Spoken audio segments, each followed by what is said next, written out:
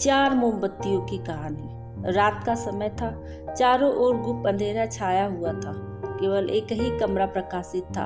वहाँ 4 मोमबत्तियां जल रही थी। चारों मोमबत्तियां एकांत देख आपस में बातें करने लगी। पहली मोमबत्ती बोली, मैं शांति हूँ। जब मैं इस दुनिया को देखती हूँ तो बहुत दुखी होती हूँ। चारों ओर आपाधापी, लूट खसोट और हिंसा का बोलबाला है।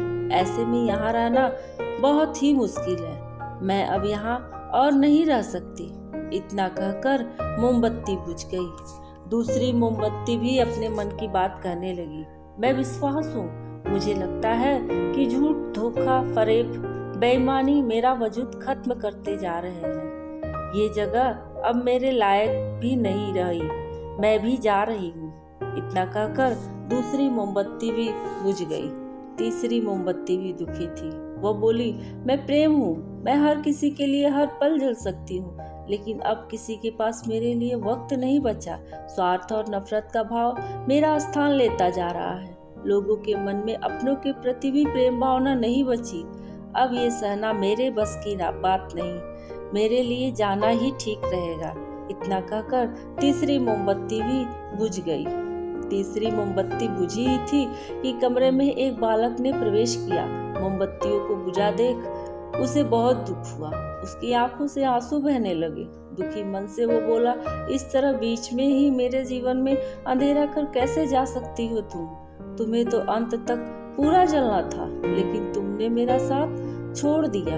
अब मैं क्या करूं?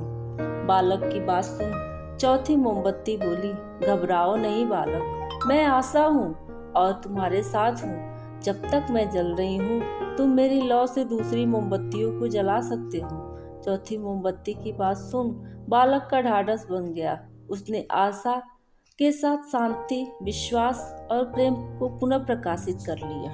इस तरह हमें सीख मिलती है कि जीवन में समय एक सा नहीं रहता। कभी उजाला रहता है तो कभी अंधेरा।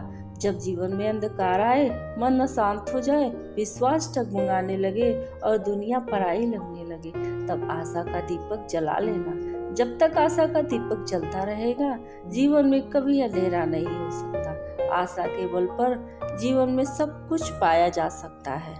इसलिए आशा का साथ कभी न छोड़ें।